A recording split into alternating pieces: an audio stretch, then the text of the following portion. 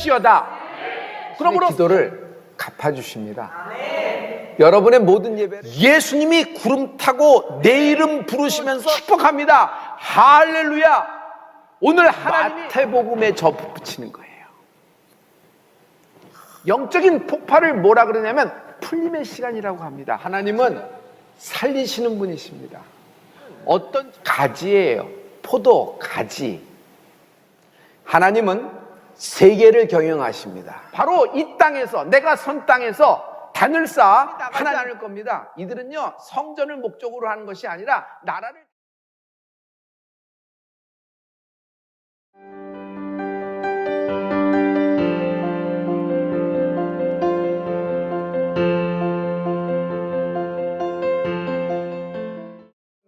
찬양과 경배할 때는 우리가 세 가지 주제를 잡았습니다. 이사야서에서 말씀해서 여러분 기억하시죠? 세 가지 주제는 하나님이 우리에게 말씀하시되 내가 너를 잘 안다. 두 번째, 하나님 우리에게 또 이렇게 말씀하십니다. 너는 특별하게 창조되었다. 세 번째는 하나님이 우리에게 가장 큰 축복의 말씀이에요. 내가 너를 세울 것이다. 이 세 가지 주제를 가지고 여러분 이사야서에 있는 말씀을 이 세 가지 주제로 축약한 다음에 이것을 통해서 하나님께 영광을 돌릴 텐데, 여러분 하나님과 나 1대1로 만나는 축복이 있기를 부탁합니다. 또한 우리 공동체에 성령의 운행하심이 있을 줄 믿습니다. 여러분 찬양은 선포잖아요. 그 가사의 내용이 이렇게 선포하게 돼 있잖아요. 그래서 선포하시면서 마음껏 찬양의 하나님의 그 임재함 속에 여러분을 초청합니다. 할렐루야, 할렐루야. 오늘 성령님이 운행하실 것입니다. 할렐루야.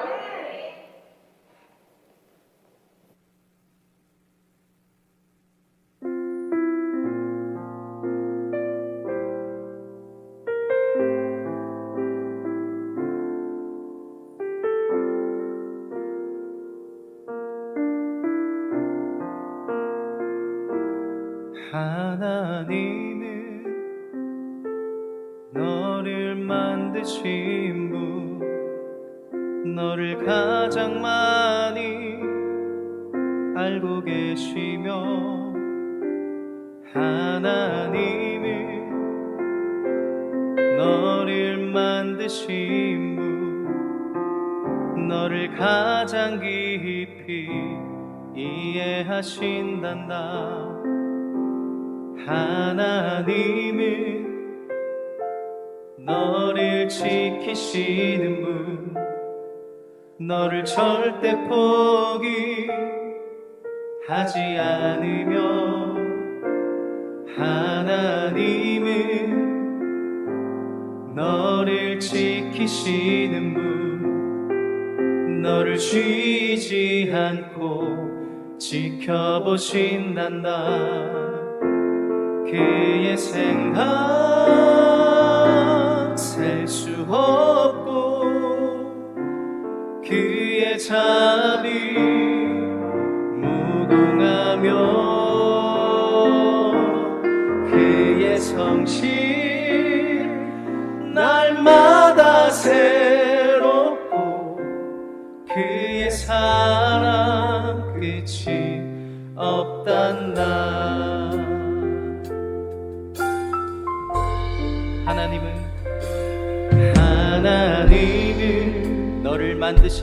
너를 만드신 분, 너를 가장 많이 알고 계시며, 하나님은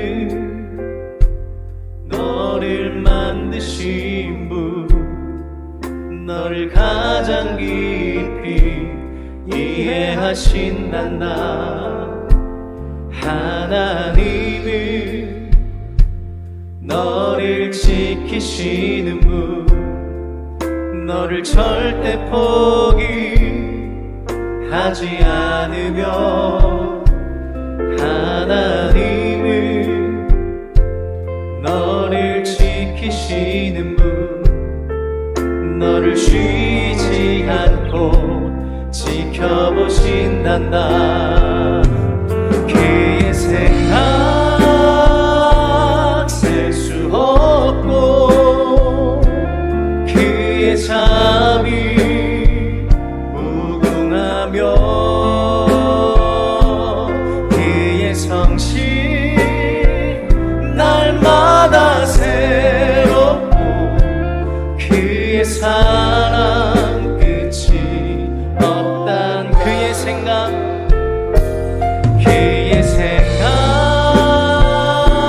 셀 수 없고 그의 자비 무궁하며 그의 성실 날마다 새롭고 그의 사랑 끝이 없단다. 하나님은 너를 원하시는 분, 하나님은 너를 원하시는 분, 이 세상 그 무엇 그 누구보다 하나님은 너를 원하시는 분, 너와 같이 있고 싶어 하신단다. 하나님은 너를 인도하는 분, 광야에서도 폭풍 중에도 하나님은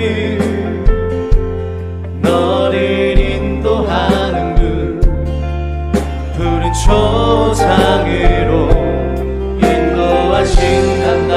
그의 생각 셀 수 없고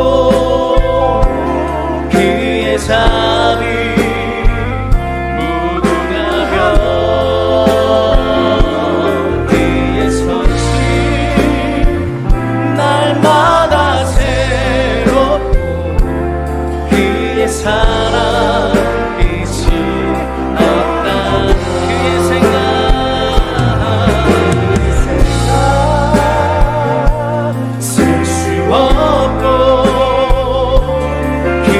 자비 무궁하며 그의 성실 날마다 새롭고 그의 사랑 끝이 그의 생각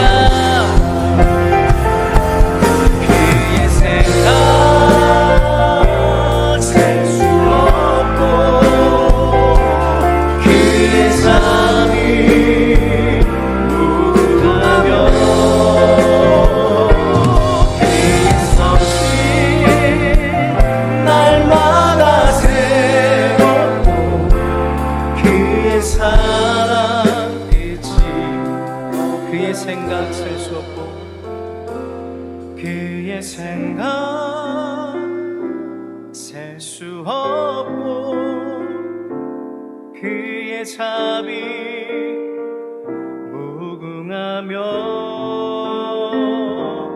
그의 성실 날마다 새롭고 그의 사랑 끝이 없단다.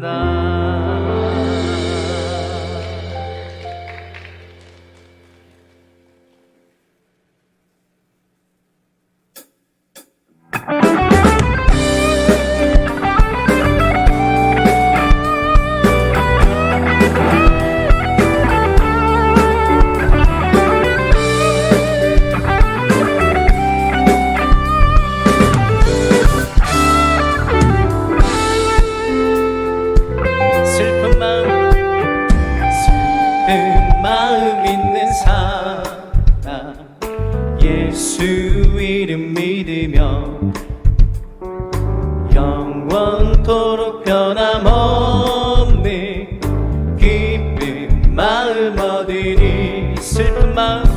슬픈 마음 있는 사람 예수 이름 믿으며 영원토록 변함없는 기쁜 마음 얻을 예수 이름이 예수 세상의 소망이요 예수의 이름은 천국의 기쁨일세.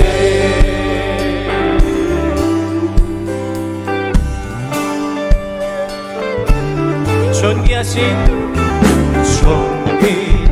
주의 이름 우리 기쁨 되도다. 주의 품에 안길 때에 기뻐 찬송 부르. 존귀하신 주의 이름 우리 기쁨 되도다. 주의 품에 안길 때에 기뻐 찬송 부르리. 예수의 이름은 세상의 소망이요 예수의 이름은 천국의 기쁨이. 예수의 이름은 세상의 소망이요 예수의 이름은 천국의 기쁨일세.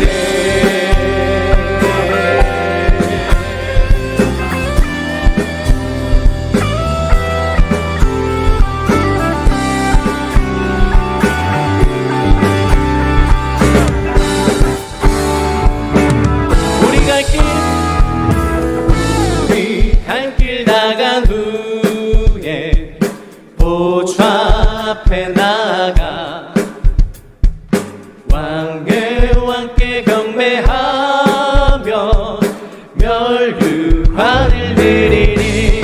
우리 갈 길 나간 후에 보좌 앞에 나가 왕께 경배하며 멸류관을 드리니. 예수의 이름은 세상의 소망이요 예수의 이름은 천국의 기쁨이. 예수의 이름은 세상의 소망이요 예수의 이름은 천국의 기쁨일세.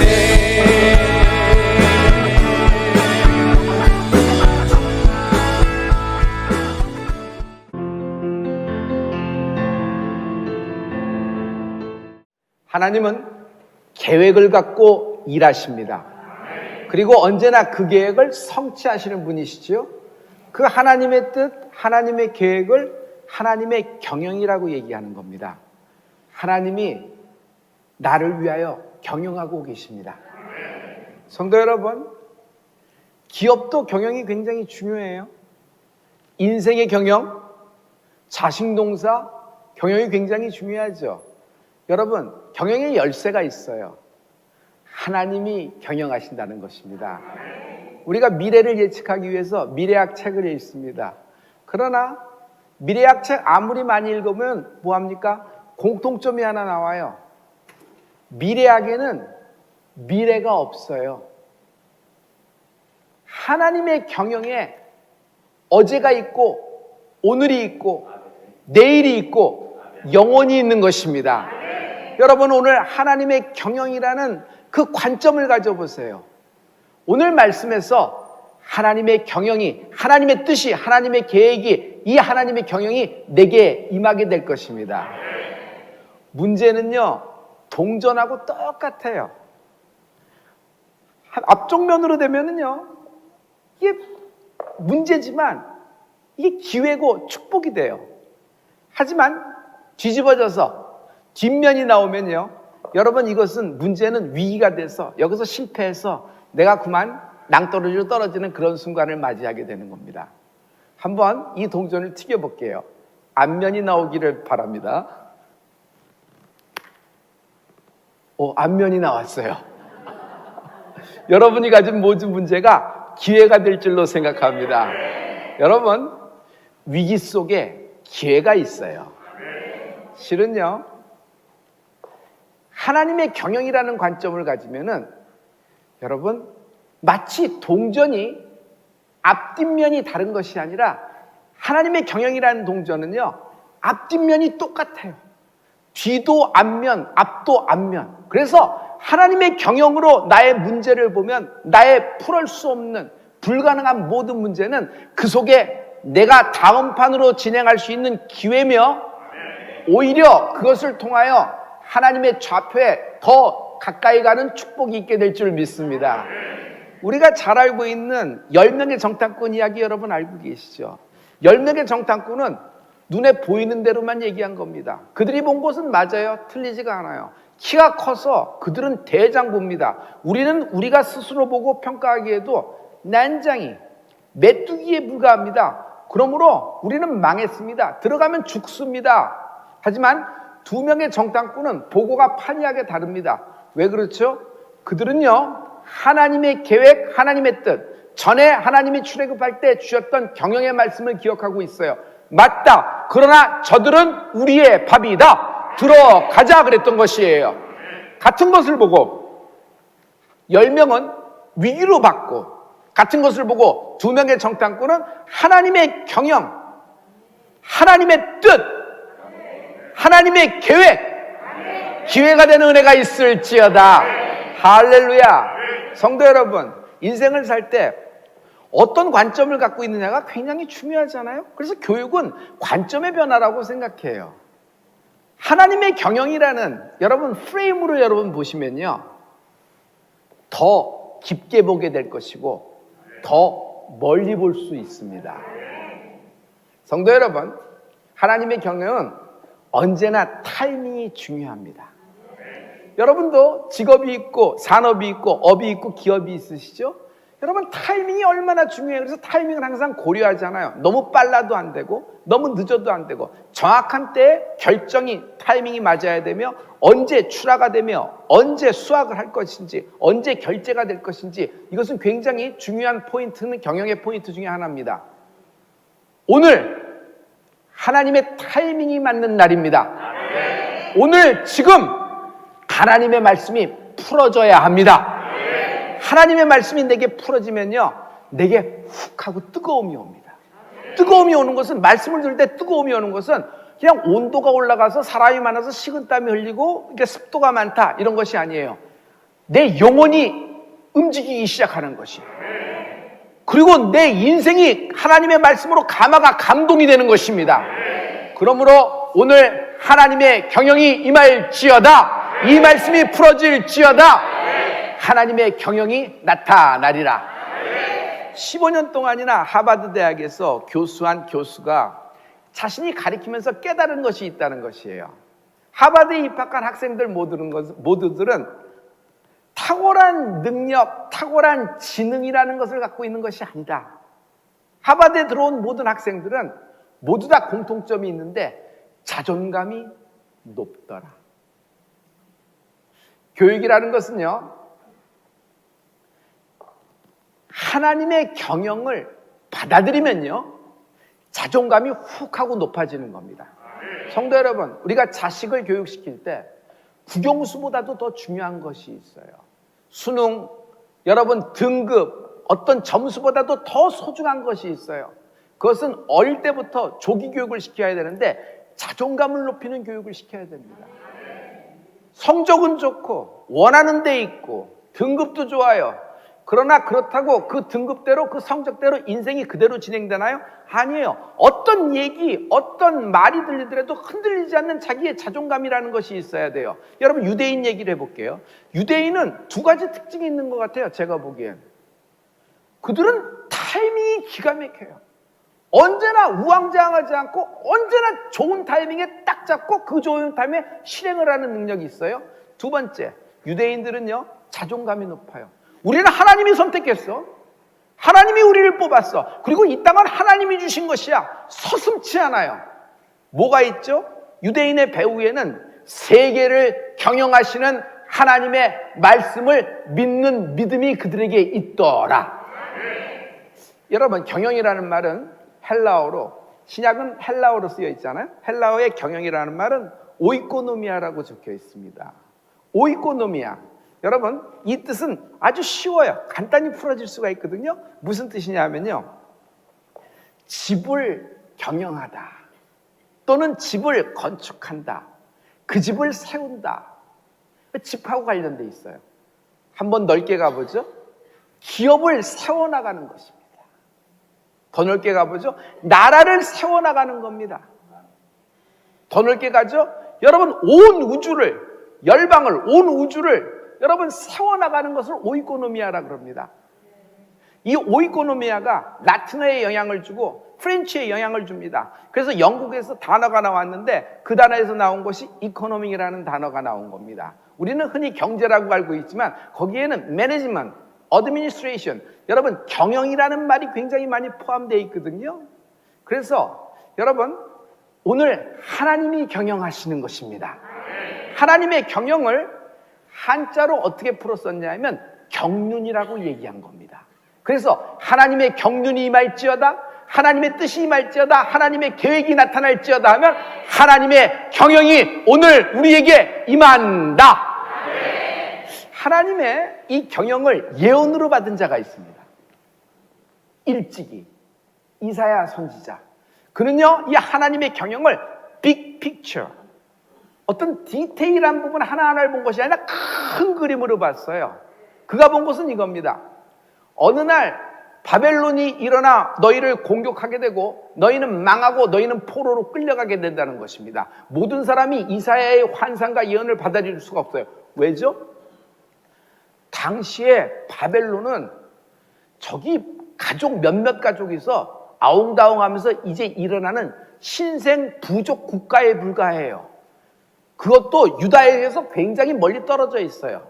지금 현실을 보죠. 지금 현실은 북이스라엘이 아수르에게 의해서 멸망당했습니다. 그래서 지금 남쪽 유다도 아수르 때문에 전전긍긍을 하고 있는데, 아수르 때문에 멸망당한다 그러면 받아들일 수가 있겠는데 갑자기 뜬금없이 바벨론, 인지도 되어 있지 않은 나라 중에 하나, 그들이 무슨 일이 영향을 주겠는가 이렇게 생각했어요. 그래서 모든 유다의 왕들은 어디에 붙었냐면, 그래도 우리를 도울 곳은 우리를 종으로 삼던 애굽 아니냐. 그래서 친애굽 정책을 고집했습니다. 그때 그 작은 나라, 존재도 없던 바벨론에서 느부갓네살이라는 통치자가 나옵니다. 그 통치자는요, 갑자기 바벨론을 하나로 확 묶더니 중동 지역에 바람을 일으킵니다. 애굽하고 맞짱을 떴는데 애굽을 밟아버리는 거예요. 그리고 그 여세를 모아서 느부갓네살은 예루살렘으로 와서 초토화시키고 거기서 자기 편을 안 들었던 모든 지배계층을 데리고 어디로 갑니까? 여러분, 바벨론으로 포로로 끌고 가버리는 것입니다. 잘 보세요. 하나님은 일찍이 이사야에게 이미 아수르판에 전전긍긍하고 있는 이스라엘들에게 바벨론판을 말씀해 주셨고, 바벨론이라는 나라가 지금 하나의 도시국가에 불과하지만 제국이 될 거라고 말씀하셨어요. 여러분, 하나님의 경영에는 우리의 미래가 보이는 은혜가 있는 것입니다. 할렐루야. 자, 예루살렘은 다 폐허가 됐습니다. 이때 예루살렘에서 예레미야라는 선지자에게 하나님의 경영이 임하는 것입니다. 예레미야는 어릴 때 하나님께 픽업됐거든요. 하나님이 어릴 때 무슨 소리냐, 넌 어린아이라고 두려워하지 말라, 내 말을 내 입에 두었노라. 내 말을 내 입에 두었노라. 하나님의 말씀을 네 입에 뒀다는 것이에요. 어린아이에게. 여러분, 하나님의 말씀, 내 말을 내 입술에 두었노라. 큰 축복을 받았어요. 그래서 예레미야가 그 폐허 속에 예루살렘에서 예언을 하기 시작합니다. 근데 그 예언이 받아들일 수가 없어요. 인정할 수가 없는 예언이에요. 왜 그럴까요? 지금 바벨론이 와서 우리를 초토화시켰는데 우리는 절대 바벨론을 못 이긴다. 싸우려고 하지 말고 저항하지 말라. 포로로 끌려간 너희들, 내가 편지를 쓰노니 제발 하루하루 버티며 살아라. 하나님이 70년이 지나면은 포로에서 풀려서 다시 너희들이 그달리는 예루살렘으로 돌아온다고 말씀하셨다. 그러니 70년 동안 하루하루 바벨론 동화되지 말고 바벨론식으로 가지 말고 유대 민족의 어떤 아이덴티티를 지키면서 하루하루 버티라. 이렇게 예언을 하기 시작하는 겁니다. 여러분 생각해 보세요. 유대인 입장에서 이거는 너무 반역적인 예언 아니에요? 매국노적인 예언 아니에요? 받아들일 수가 없어요. 인정할 수가 없어요. 그래서 이렇게 얘기합니다. 예레미야 외에는 선지자가 없냐? 다른 선지자들이 좀 예언해봐라. 그랬더니 다른 선지자들이 전부 다 모여서 이국농성으로 얘기하는데 한 목소리로 유닛으로 합창을 하는 거예요. 뭐예요? 이제 유다가 이긴다. 바벨론이 이제 망한다. 곧장 금방 바뀔 것이다. 그러므로 싸워서 이겨야 된다. 예레미야하고 상반된 예언을 하는 겁니다. 여러분 결론은 우리가 먼저 알고 있죠. 그 많은 선지자의 예언은 가짜였어요. 오히려 예레미야의 예언이 하나님이 주신 말씀이었잖아요. 성도 여러분, 그래서 예루살렘에 있는 사람들은 예레미야를 잡아서 톡을 웅덩이에다 달아 매답니다. 그 습한 웅덩이에서 밧줄에 꽁꽁 묶인 채 먹지도 못하고 식음을 전폐하면서 하나님 차라리 내가 태어나지 않았으면 좋겠습니다. 어찌하여 하나님 말씀을 전하는데 나는 이런 고통을 당합니까? 하면서 토로를 하면서 예언을 하는 것입니다. 성도 여러분, 우리가 받아들일 수 없고 어떤 때는 우리가 인정할 수 없는 하나님의 말씀이 우리에게 떨어질 때가 있어요. 참으로 아프고 참으로 이건 잘못된 거 아닌가 생각할 텐데 여러분 그때도 여러분 그 말씀 앞에 나를 낮추고 겸손히 하나님의 경영을 받아들이는 은혜가 있을지어다. 왜냐하면요 그 예언으로 내가 죽지 않아요. 그 환상으로 내가 죽지 않아요. 하나님 말씀으로 한 번도 누구를 죽인 적이 없어요. 하나님은 언제나 택한 백성을 건지신다. 살리신다. 일어나게 하셔서 빛을 발하게 하시는 분이 하나님이십니다. 할렐루야. 이때 또 한 명의 등장인물이 나와요. 포로로 잡혀간 사람 중에서 세 친구 기억하죠? 사드락과 메삭과 아벳느고. 그 중에 대표 선수가 누구 중에 하나였냐면 다니엘이라는 사람이 있습니다. 다니엘이 바벨론 궁정에 픽업돼서 일을 하게 되었어요. 출세를 한 거죠. 바벨론이 어느 날 예루살렘에서 예레미야가 예언한 그 두루마기 편지가 도착을 해서 그것을 읽습니다. 그것을 펼쳐서 읽다 깜짝 놀랍니다. 예레미야 예언 중에서 반드시 이 포로들이 예루살렘으로 돌아가게 된다. 마음이 뜨거워지죠. 내가 돌아갈 수 있다니. 근데 언제 돌아가느냐 했는데 연수가 적혀 있는 것이에요. 예레미야는 70년이 차면 돌아오게 된다는 것이에요. 할렐루야. 할렐루야. 다니엘서 여러분 9장 2절부터 3절에 이 말씀이 있는 것입니다.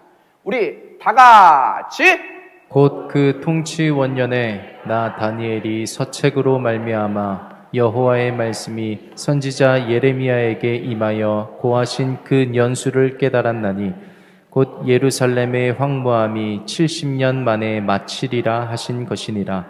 내가 금식하며 베옷을 입고 죄를 무릅쓰고 주 하나님께 기도하며 간구하기를 결심하고. 아니 70년 만에 끝난다는 겁니다. 점점 날짜가 차와서 다가오는 걸 느껴요. 그러자 다니엘은 70년 만에 되니까 이제 다 됐다. 마음 편히 놓고 하나님의 뜻이 이루어지길 기다리자 멍 때린 것이 아닙니다. 다니엘은 말씀을 받아들였을 때 액션이 따라오는 겁니다. 여러분 순종이라는 것은 고개를 끄덕이고 동의하는 것이 순종이라는 것이 아니라 그 말씀을 향하여 움직이기 시작하라. 그 말씀을 향하여 다른 박질을 시작하는 것입니다. 좌표를 바꾸는 것이에요. 할렐루야. 다니엘은요 그 말씀을 깨닫자마자 기도를 시작합니다. 나라와 민족을 위하여 기도를 시작합니다. 하나님이 경영을 우리가 알았으니 70년이 차면 이제 돌아간다고 하셨습니다. 이제 다 됐습니다. 하나님 나라와 민족의 죄를 회개합니다. 우리가 돌아가서 하나님의 성전을 건축하게 하시고 이 포로된 우리들 바벨론에서 물들지 않게 하시고 우리가 유대인족의 정체성을 알게 하셔서 막 기도라는 것이에요. 그 기도를 그렇게 하니까 사자굴에도 들어가는 것이 다니엘이에요. 사자굴의 이야기가 이렇게 영동이 되는 것이에요. 한편 또 한 명의 인물이 등장합니다. 이 하나님의 경영하심에 에스겔이라는 선지자가 나와요. 에스겔은 선지자입니다. 그런데 포로로 잡혀왔어요. 지금 어디에 있냐면 바벨론 강가에 바벨론 포로 수용소에서 잡혀있는 겁니다. 그때 그에게 청천벽력 같은 소리가 들리니 예루살렘에 남아있던 자신의 정말 눈에 넣어도 아프지 않은 자기의 와이프, 자기의 아내 20대였어요. 바벨론의 공격에 의해서 죽임을 당했다는 것이에요. 죽었다는 거예요. 견딜 수가 없죠. 너무 슬프고 이 마음을 가눌 길이 없어가지고 자기 인생이 너무 한스러워서 바벨론 강가에 나와서 매일 울면서 하나님께 기도를 하는 겁니다. 그에게 하나님의 경영의 환상이 임한다. 이것이 에스겔서 37장이에요. 37장에 보면은 무슨 얘기죠? 하나님의 신이, 성령이 에스겔 허리를 확 잡고 어디로 끌고 가요? 에스겔의 골짜기로 데려다 놓습니다. 근데 에스겔 눈앞에서 환상 중에 뭐가 펼쳐져요? 메마른 뼈다구들이 산처럼 쌓여 있는데 언제 죽었는지 말라 비틀어져서 짝도 맞지 않고, 그런데 하나님이 너 내 말을 대언하라는 겁니다. 뭐라고 할까요? 저 메마른 뼈다구들에게 생기야 들어가라, 네가 선포하라는 겁니다. 에스겔이 생기야 들어가라고 선포하니까 갑자기 산처럼 쌓여있던 그 뼈들이 이 뼈 저 뼈가 연락을 하기 시작해요. 서로 소통을 해요. 그러면서 철커덕 하고 맞춰지기 시작하는 겁니다. 그래서 이게 조합이 돼요. 뼈가 조합이 됐다고 살아난 건가요? 아니에요. 맞춰졌을 뿐이에요. 근데 거기에 다시 살이 돋고 피부가 덮이고 신경이 돌리고 피가 돌아가고 어떻게 돼요? 이게 일어나는 거예요. 메마른 뼈다구들이 군대로 일어나서 행진을 하게 되는 것입니다. 이것을 보고 에스겔이 감당할 수가 없어요. 이게 도대체 무슨 얘기입니까? 내가 눈에 본 것이 이게 무슨 얘기입니까? 할 때 이 메마른 뼈다구들, 이 완전히 비틀어진 메마른 뼈다구들은 유대인이다. 아무도 어떤 힘으로도 살릴 수가 없는 메마른 뼈다구들이지만 하나님의 생기로 다시 일어나게 된다. 하나님이 경영하신다. 이 환상을 보게 된 것이에요. 성도 여러분, 지금 여러분 가운데 가장 슬픔을 당하신 분, 내일이 없으신 분, 내일은커녕 단 5분 후에 미래가 없으신 분, 소망도 끊어진 분, 숨쉬기도 힘든 분, 심장이 완전히 굳어버린 분, 하나님의 생기가 임하라. 하나님의 생기가 임하라. 힘으로도 안 되고 누구로도 안 됩니다. 그러나 오직 하나님의 영, 성령으로 가능한 것입니다. 오늘 하나님의 생기가 임하라. 우리의 모든 육체에 하나님의 생기가 임하라. 나의 뼈에 하나님의 생기가 임하라. 나의 영혼에 하나님의 생기가 임하라. 나의 직업과 나의 업과 기업과 산업에 하나님의 생기가 임하라. 할렐루야. 성도 여러분, 여기까지 보면은 하나님의 경영이라고 하는 것은 환상과 예언일 뿐 실제가 없어요. 그냥 하늘에서 이루어진 것이고 환상 가운데 이루어진 것이지 지상에서 나타난 것이 아무것도 없잖아요.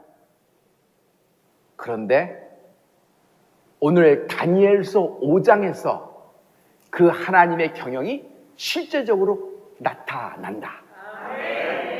벨사살 왕이에요. 바벨론의 최극점으로 올라갔어요.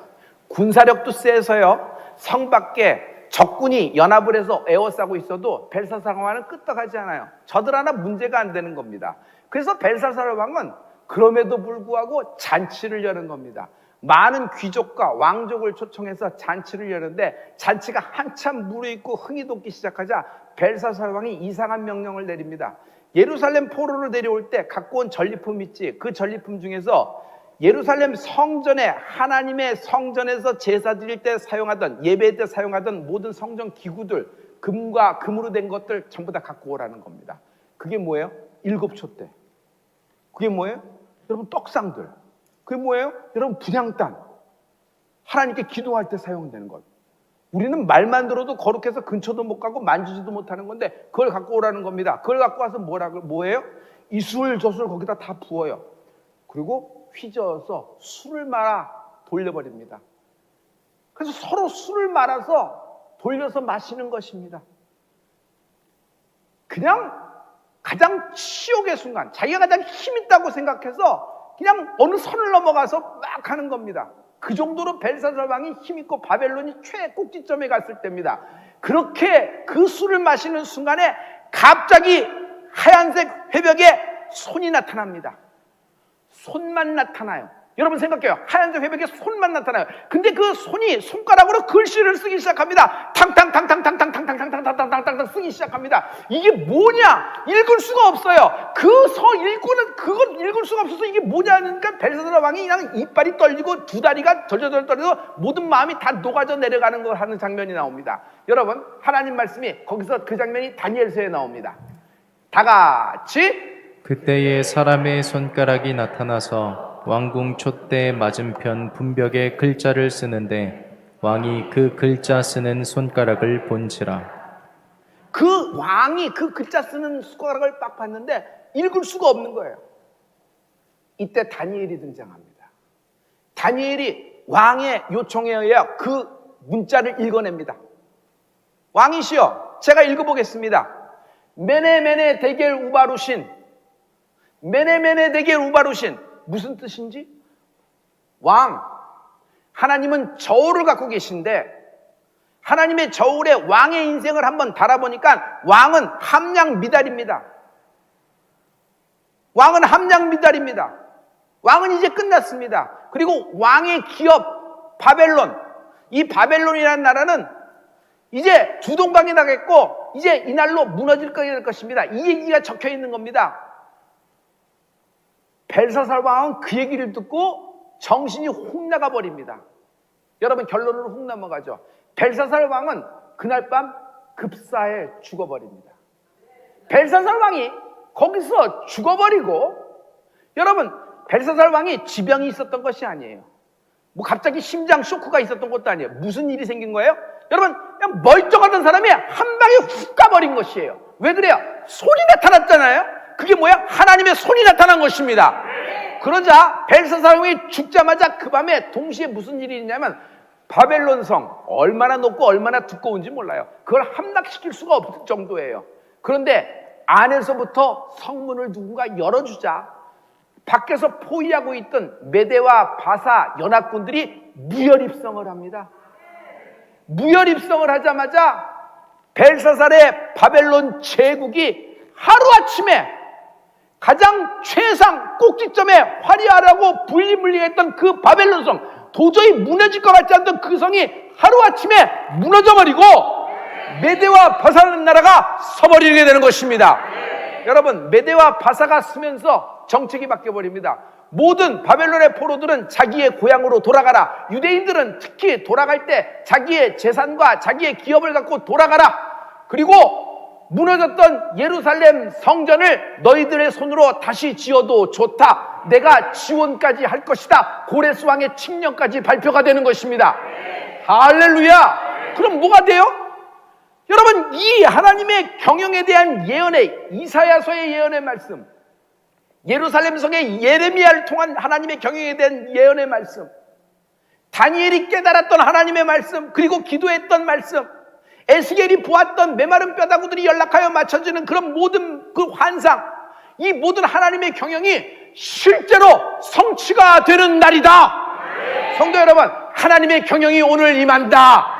가장 중요한 것은 말씀을 들을 때 그 말씀이 내게 풀어져야 돼요. 오늘 풀어지는 애가 있을지어다. 하나님의 경영이라고 하는 것은요, 단 하룻밤에 하나님은 한 나라를 세우시고 단 하룻밤에 한 나라를 폐하신다. 어떻게 이런 일이 가능할까요? 하나님의 손이 나타났던 거 아니에요. 하나님의 손이. 여러분, 이거 손이 굉장한 중요한 연결고리를 갖고 있는 말씀인데, 하나님의 손이 하나님의 경영이다. 성도 여러분, 하나님의 손이 하나님의 경영이다. 오늘 하나님의 손이 나타나게 될 것입니다. 오늘 하나님의 손이 나타나게 될 것입니다. 이 얘기가 이미 시간을 거슬러 올라가 과거에 이사야가 이 하나님의 손, 이걸 말씀하고 있어요. 이사야서 14장 24절, 26절, 27절의 말씀입니다. 자, 다 같이. 만군의 여호와께서 맹세하여 가라사대 나의 생각한 것이 반드시 되며 나의 경영한 것이 반드시 이루리라. 이것이 온 세계를 향하여 정한 경영이며 이것이 열방을 향하여 편손이라 하셨나니 만군의 여호와께서 경영하셨은즉 누가 능히 그것을 패하며 그 손을 펴섰은즉 누가 능히 그것을 돌이키랴. 하나님이 생각하신 것은 반드시 됩니다. 그가 경영을 세우셨을 때는 그 경영을 하나님이 이루십니다. 만군의 여호와의 손, 하나님의 경영은 만군의 여호와의 손이 나타나는 것이다. 다시요, 기적의 팔이 나타난다. 하나님의 능력의 팔이 나타난다. 하나님의 구원의 팔이 나타난다. 하나님은 전능하신 분이시다. 할렐루야. 만군의 여호와의 하나님이 정한 경영으로 팔을 펼치실 때 누가 능히 있어 하나님의 정한 경영을 돌이키리요? 누가 능히 있어 하나님의 정한 경영을 내리리요? 누가 있어 하나님의 정한 경영을 폐하리요? 하나님의 정한 경영은 반드시 하나님이 이루신다. 이때 하나님의 동역자가 필요한 거예요. 당신입니다. 여러분, 우리는 하나님이 뜻을 정하고 계획을 생각해서 경영이 있으십니다. 창세전에 뭘 미리 다 경영을 준비하셨어요. 그러니까 그 뜻대로 이루어질 거니까, 어차피 그렇게 될 거니까, 하나님은 하나님의 뜻을 이루시는 분이니까 굉장히 점수를 하나님께 많이 준 것처럼 보여요. 근데 조금 끝까지 들어보세요. 그래서 자기는 멍 때리고 뒷짐지고 가만히 있습니다. 내가 움직여서 꼬불쩍거리면 뭐 될 거면 뭐냐, 하나님이 하시겠지. 근데요, 여기에는 약간의 아쉬움이 있습니다. 그 뭐냐면 액션이 없어요. 실행이 없는 거예요. 다니엘이 하나님의 경영을 깨닫자마자 기도했던 걸 생각해 보십시오. 할렐루야. 여러분, 하나님은 하나님의 경영을 이루시기 위하여 당신을 사용하십니다. 하나님의 주의 백성이 하나님의 경영을 깨닫고 한 걸음 한 걸음, 이게 어떻게 하는 거예요? 기도하는 거예요. 기도할 때 이 정한 경영이 아주 그냥 그림이 쫙 맞춰지는 은혜가 있을 것입니다. 할렐루야. 문제는요, 내 힘으로 해결할 수 없기 때문에 문제예요. 그 문제가 내 눈앞에 나타나기 전부터, 이 내가 풀 수 없는 불가능한 문제가 내 앞에 나타나기 전부터 하나님은 이미 해결을 계획하신 것입니다. 답을 준비하고 계세요. 이것이 하나님의 경영입니다. 성도 여러분, 사람은 불가능해도 하나님의 손이 나타나면 하룻밤에 끝나는 겁니다. 하나님의 손, 나는 그것이 기적의 팔이라고 믿어요. 할렐루야. 오늘 그 기적의 팔이 나를 에워싸리라. 하나님의 손이 나타나리라. 지금 우리 인류의 역사는 파란만장한 역사 속으로 들어왔어요. 대한민국의 역사, 이스라엘하고 만만치가 않습니다. 딱 똑같은 상황이에요. 엄청난 소용돌이, 엄청난 파란만장한 역사 속에서 여러분 중에 누구들은 여러분 일제시대를 아는 분이 계실 겁니다. 식민지였죠. 우리나라는 한국전쟁을 통과했고, 여러분은 해방동의도 계시며, 여러분 중에 어떤 분은 전쟁 중에 태어나신 분들 많을 겁니다. 하나님이 계속 성도를 위해 기도할 때 내게 주신 말씀은 이겁니다. 전쟁 중에, 전쟁 기간에, 전쟁 직후에, 전쟁 직전에 태어난 여러분, 하나님이 여러분을 하나님의 강보에 싸서 하나님의 팔로 보호하셨다고 말씀하십니다. 할렐루야. 내가 어떻게 우연히 살게 된 것이 아닙니다. 그 난리통에, 그 파란만장한 한국 전쟁통에서 살게 된 것은 하나님의 손이 나를 보호하신 것이에요. 왜? 나를 사랑하시고 나를 사용하셔서 하나님의 경영을 이루시게 될 것이다. 그래서 하나님의 정한 경영, 내게 임한 정한 경영을 이루기까지 나는 건강할 거예요. 나는 치유될 거예요. 다시 일어나게 될 거예요. 다시 하나님이 쓰시게 될 것입니다. 할렐루야. 할렐루야. 오늘 하나님은 하나님의 경영으로 나를 이끌어 가시게 될 것입니다. 할렐루야. 성도 여러분, 이 하나님의 손하고 경영하고 딱 맞아드는 게 너무 신기하지 않아요? 그래서 우리가 손 들고 기도하는 거 있죠. 손 들고 찬양하는 거 있죠. 이게 보통 비밀이 있는 것이 아닙니다. 그냥 제스처고 율동이고 어떤 쇼업이 아니에요. 주여, 주의 전능한 팔로 나를 덮어 주시옵소서. 이 파란만장한 시대를 지나가고 있는데 하나님, 이 가운데 나의 기업과 나의 산업과 나의 직업과 나의 업을 하나님의 손으로 보호하여 주시옵시고 하나님의 경영이 나타나게 하여 주시옵소서. 벨사살 왕에게 나타난 하나님의 손은 진노의 손이에요. 그렇죠? 벨사살 왕의 최정상에 있을 때 하나님이 쳐버린 심판의 손이에요. 그러나 오늘 우리가 강구하는 하나님의 경영, 하나님의 능한 팔, 하나님의 전능하신 손, 우리에게 나타난 하나님의 손은요, 피 묻은 손이다. 못자국 난 손이 나타나는 것이에요. 주의 보혈은 구원이고 주의 못 박히심으로 우리를 살리신 것입니다. 할렐루야. 이것을 나는 거저받았지만, 당신도 거저받았지만, 하나님은 이 경영을 이루시기 위하여 스스로 대가를 치르신 것입니다. 그 대가가 뭐예요? 십자가예요. 그 대가가 뭐예요? 징계 받으신 거예요. 채찍에 맞으신 것이에요. 여러분, 가난에 처하시게 된 것이에요. 그러나 그것을 통하여 우리는 부유를 누리게 되었고 치유를 누리며 신원과 회복과 구원에 이르게 되는 하나님의 백성이 된 것입니다. 성도 여러분, 하나님은 인류의 역사를 주관하시고 주도하시고 컨트롤하십니다. 하나님은 정한 때, 아까 타이밍을 얘기했죠. 하나님의 경영의 타이밍, 하나님은 정한 때에 역사하신다. 하나님은 정한 때에 역사하신다. 하나님은 정한 때에 벨사살 왕에게 개입하셨잖아요. 그게 뭐예요? 인류의 역사에 뛰어드신 거예요. 마찬가지예요. 오늘 하나님이 하나님의 경영으로, 하나님의 손으로 여러분의 인생에 뛰어드실 것입니다. 주관하시고 주도하시고 다스리실 것입니다.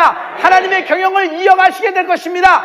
여러분, 세상이 아무리 뒤집어지고 엎어지고 뭐 여러 가지 파란만장한 역사를 한다 그래도 세상은 절대 세상이 원하는 대로 흘러가지 않습니다.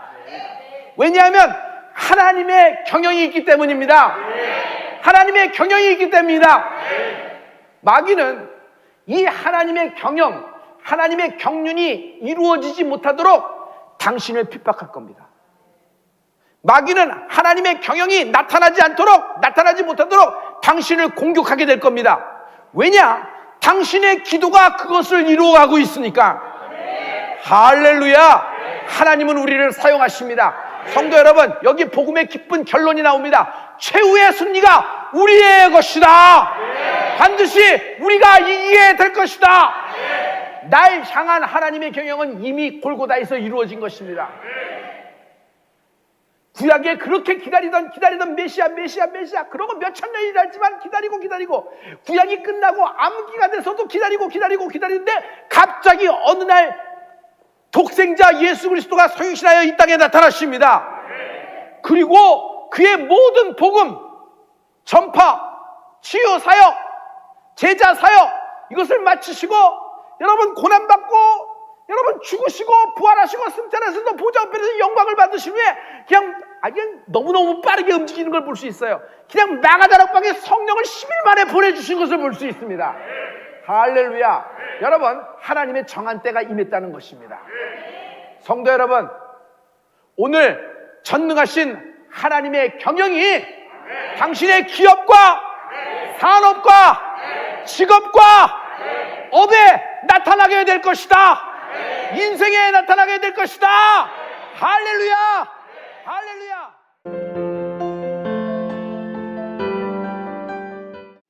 이제 온라인 헌금을 위하여 우리 기도하겠습니다. 거룩하신 아버지, 오늘 예배에 감사합니다. 우리의 연속 예배가 오늘도 끊어지지 않고 모이게 하심을 감사합니다. 이 연속 예배가 우리에겐 하나님을 향한 순종입니다.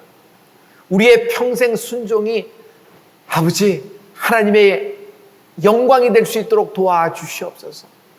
하나님, 오늘 드리는 모든 번제와 11조, 감사헌금과 일반헌금, 특별헌금, 서원헌금 아버지 기억하여 주시고 아버지 주께서 아버지 갚아주시고 아버지 누르고 흔들어 넘치도록 주시는 분임을 우리가 잊지 않게 도와주시옵소서.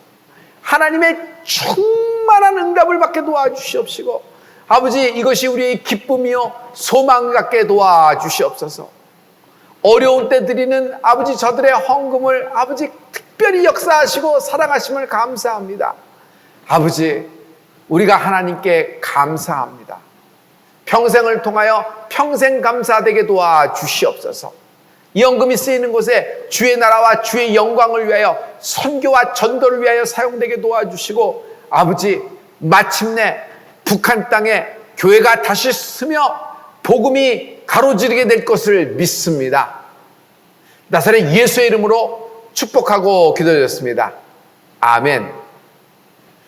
오늘 모든 온라인 헌금을 드린 모든 성도들에게 하나님의 기쁨과 사랑, 그리고 큰 풀림의 축복이 함께하길 예수 그리스도의 이름으로 축복합니다.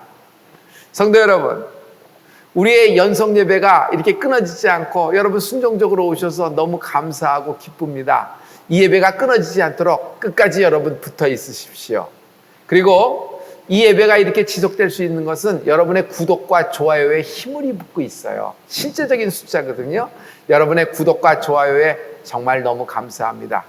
또한 소년소녀 가장 돕는 거 있죠? 풀림 씨앗 통장 060-700-2833인데 여러분 한 통화씩 해주셔서 이것이 적립되어서 우리가 그들에게 실제적으로 도와줄 수 있게 여러분 길을 열어주셔서 다시 한번 감사합니다. 고맙습니다. 여러분을 위해서 항상 기도하겠습니다. 감사합니다.